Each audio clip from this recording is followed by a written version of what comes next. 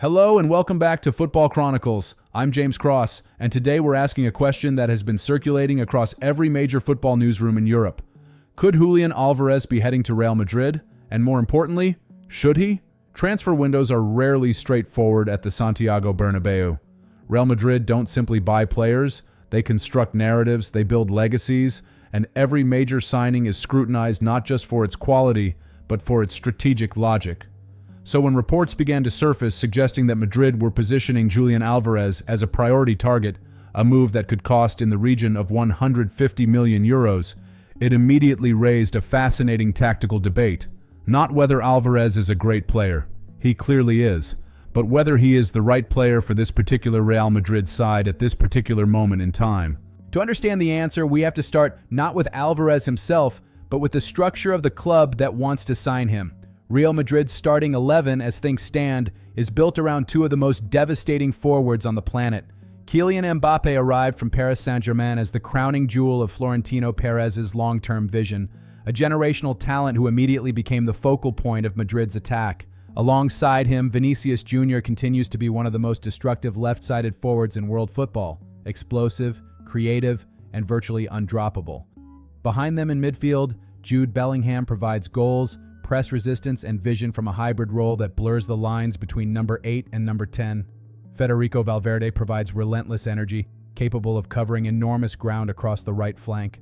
Aurélien Tchouaméni anchors the base of midfield, and in goal, Thibaut Courtois remains among the elite. Add in the recently acquired Dani Carvajal replacement in Dani Ceballos, the newly signed fullbacks, and the picture becomes clearer. This is a squad already rich in attacking firepower. So the question isn't whether Julián Álvarez is good enough for Real Madrid.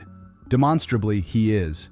The question is whether there is a genuine tactical vacancy for him, and whether spending north of 150 million euros to fill it makes structural sense. Let's start with what Madrid actually need. The most glaring gap in this Real Madrid squad is not a number 9, it is a creative central midfielder, someone capable of unlocking defenses with incisive passing, someone who can operate as a genuine playmaker in tight spaces. That position, the advanced creative 8, has remained inconsistently filled for some time. Arda Güler has flashes of brilliance but has not yet fully imposed himself as the reliable option in that role. Rodri, widely regarded as the world's best midfielder, has been linked with a possible move to Madrid, though circumstances around his situation have made that pursuit complicated for now. Vitinha and João Neves, two of the most coveted midfielders in European football, are both considered largely untouchable by their respective clubs at anything below a colossal fee. The second area where Madrid have a clear need, and this is important, is the right side of attack. For all of Valverde's tireless running and Bellingham's intelligent movement, Real Madrid lack a natural right-sided attacker who can stretch defenses, hold width, and deliver consistently from that channel. Michael Olise, the former Crystal Palace and Bayern Munich winger, had reportedly been discussed as an option precisely because he fills that profile. A fast, technically gifted, right-sided attacker who could partner Mbappé and Vinicius in a 3 without duplicating their profiles. Now consider where Julián Álvarez operates. His heat map tells the story before any tactical analysis can. Álvarez is, at his core, a center forward who drifts left. He is most dangerous and most active in central and left of center zones. His penalty box arrivals come predominantly through the middle and from the left channel. His progressive ball carries follow the same pattern: central, then left. When it comes to the right side, the zone Madrid most desperately needs strengthening, Álvarez barely registers there. Asking him to operate on the right flank of a Real Madrid attack would be asking him to function in the one area of the pitch where he is least naturally suited. And this brings us to the deeper problem: not just position, but fit within the existing hierarchy. If Álvarez joins Real Madrid and you want to get the best out of him, where does he play? He cannot displace Mbappé as the nominal striker. Mbappé is Madrid's marquee investment and the central figure of their project. He cannot push Vinicius off the left wing. Vinicius is untouchable in that role and central to the club's identity. Playing Álvarez on the right, as we have established, is contrary to everything his data shows about where he is effective. The only realistic configuration that genuinely accommodates all three, Mbappé, Vinicius, and Álvarez, is a double pivot midfield with Álvarez used as a second striker, creating an asymmetric shape where Valverde covers the right side as a hybrid midfielder winger. Tchouaméni and Bellingham form the engine room, and Álvarez operates as a high-energy support striker behind or alongside Mbappé. It can work. On paper, it has logic, but it requires sacrificing Güler's development minutes. It pushes Bellingham deeper than his best position, and it leaves Madrid without a natural occupier of the right half space. The balance is fragile. There is also the question of what this signing would cost Real Madrid beyond the transfer fee. One of Álvarez's most underrated qualities is something that makes him exceptional, but that Madrid already have in abundance: the ability to participate actively in build-up play far from the penalty area.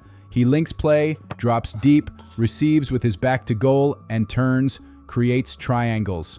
He is, in the truest sense, a striker who understands football. It is a quality you rarely find in a pure number 9, and it is part of what makes him so valued.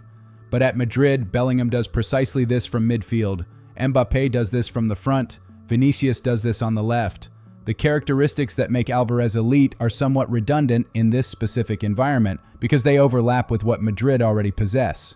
Compare this to a potential move to Paris Saint-Germain, which has also been discussed. At PSG, Álvarez would almost certainly be a guaranteed starter. The attacking structure there is less defined, the hierarchy less rigid, and the opportunity to be the central figure of the attack far more realistic. At Real Madrid, with Mbappé and Vinicius cemented as untouchables, the honest projection is that Álvarez would be competing for a supporting role. A high-quality rotation option, yes, a valuable squad member, absolutely, but not the commanding, influential presence his talent deserves. Now, none of this is a criticism of Álvarez the footballer. It is worth being very clear about that. He is one of the most complete forwards in world football. His movement, his finishing, his set-piece delivery, his link-up play, these are attributes that would enhance any squad on the planet. His World Cup performances with Argentina cemented his status as a player of the very highest level. And for Atlético de Madrid, he has been a genuinely important figure since his arrival from Manchester City, even if this past season has seen him operating below his peak, something that feels more circumstantial than a reflection of permanent decline. But great players still need to be deployed correctly. Signing a great player for a position that doesn't reflect their natural strengths in a squad where their best qualities are already duplicated at a price that could instead be invested in the one area where Madrid genuinely have a structural gap. That is a strategic question worth asking seriously. At 150 million euros, Real Madrid would be acquiring one of the best forwards in Europe. What they wouldn't necessarily be acquiring is the solution to their most pressing tactical problem. The ideal signing for this Real Madrid, if we are talking about maximizing the squad's potential, remains a creative central midfielder who can unlock defenses between the lines. A player who offers something the current group does not already provide. Failing that, a natural right-sided attacker who can offer width, pace, and delivery from that underserved channel. Julián Álvarez, brilliant as he is, fits neither of those descriptions. The summer transfer window has a way of producing surprises, and Real Madrid, more than any club in the world, operate with an ambition that occasionally transcends pure tactical logic. If Florentino Perez decides Álvarez is the target, the move will happen, and it may yet work. Football has a habit of defying neat analysis, but as a strategic decision, as a response to this squad's specific needs, it raises more questions than it answers. Whatever happens, the debate itself tells us something important. Julián Álvarez is a player that the biggest clubs in Europe are fighting over. His future, whether it lies in Madrid, Paris, or somewhere else entirely, is going to be one of the defining stories of this transfer window.